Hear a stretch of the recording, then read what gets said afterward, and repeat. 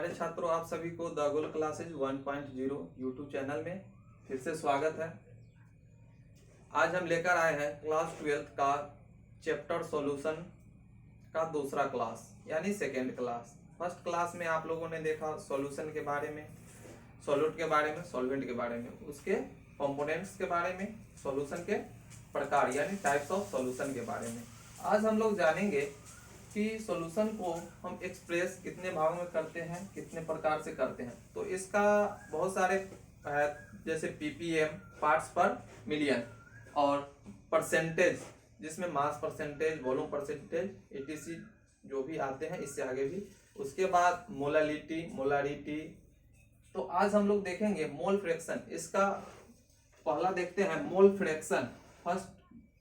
ठीक है, mole fraction का डेफिनेशन देखेंगे। कहता है इट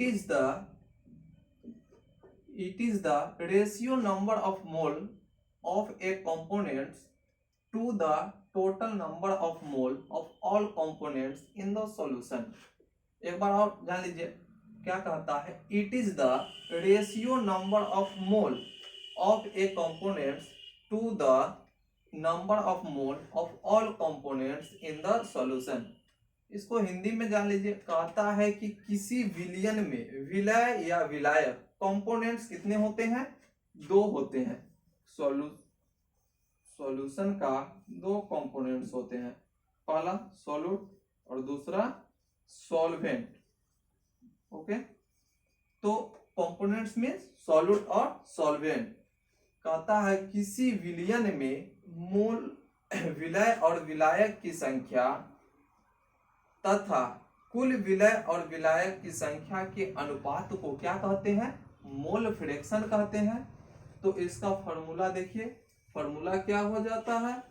इसका फॉर्मूला है mole fraction equal to number of mole of the components by total number of mole of the components, यानी number of mole of solute and solvent, यानी विलय और विलायक के मोलों की संख्या बाय कुल विलायक और विलय की मोलों की संख्या। ठीक है, इसको मान लेते हैं number of moles of solute equal to Na, यानी A आपको क्या है?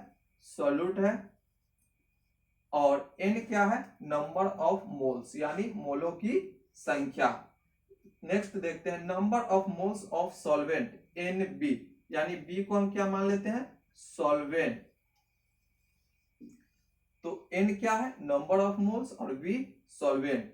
Total number of moles of solution. तो सॉल्यूशन इक्वल टू आपको पढ़ाए थे solute plus solvent equal to solution. ठीक है, तो क्या हो जाएगा? Solution equal to total number of moles of solution equal to Na plus Nb।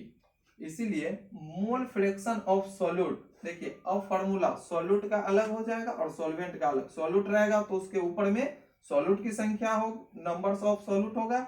अगर सॉल्वेंट होगा तो number of moles of solvent होगा। तो mole fraction of solute equal to Na by Na plus Nb, यानी number of moles of solute by total number of moles of solution, यानी दोनों की total add कर देंगे कुल संख्या। एंड जब सॉल्वेंट होगा तो ऊपर में क्या हो जाएगा? Number of moles of solvent by total number of moles of solution, यानी Na प्लस Nb। अब नोट में देख लीजिए, कहता है it have no any unit. कहने का मतलब इसका कोई इकाई नहीं होता है। सेकेंड आपको कहता है sum of mole fraction of all components solution is equal to 1, यानी कहता है कि कुछ यानी योग मोल भिन्नांक के योग यानी मोल फ्रैक्शन को जब योग करेंगे, जोड़ करेंगे, तो टोटल को जोड़ने पर हमको कितने के बराबर हो जाएगा? 1 के बराबर, यानी XA plus XB equal to आपको क्या हो जाएगा? 1। X क्या है? यहाँ पे आपसे क्वेश्चन आएगा कि X क्या है, तो X आपको क्या है? Mole fraction. यहाँ पे लिख देते हैं X आपको क्या है? Mole fraction. क्या है? Mole fraction. ठीक है।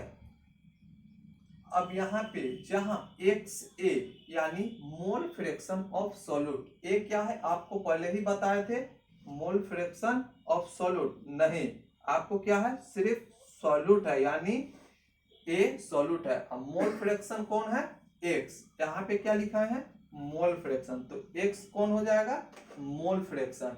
उसके बाद X B mole fraction of solvent, यानी क्या है बी क्या है आपको सॉल्वेंट और एक्स क्या मोल फ्रैक्शन।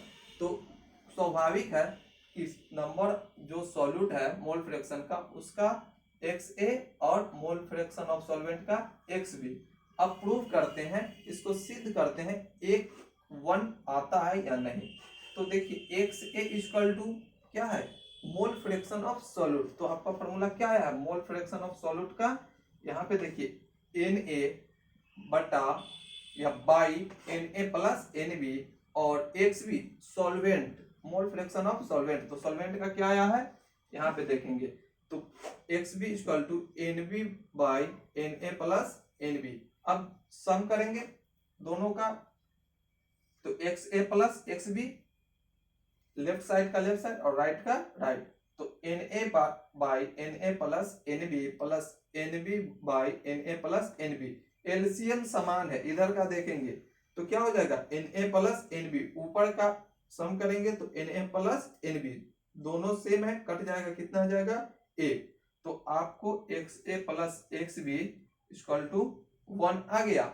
सिमिलरली कह सकते हैं कि इसी प्रकार से आपको कितने कंपोनेंट्स का था 2 कंपोनेंट्स का, अगर 3 कंपोनेंट्स होगा तो घबराने की बात नहीं है, सिर्फ अगर 3 हो 4 हो सिर्फ आपको क्या ये कंपोनेंट्स बढ़ता चला जाएगा, जैसे क्या है एन ए 3 कंपोनेंट्स आ गया सॉल्यूट का निकाल रहे हैं तो N A plus N B plus N C, इस तरह से जो आएगा ए बी सी डी करके आपको कंपोनेंट्स नंबर ऑफ कंपोनेंट्स क्या होगा बढ़ता चला जाएगा और आगे आप लोग निकाल लीजिएगा।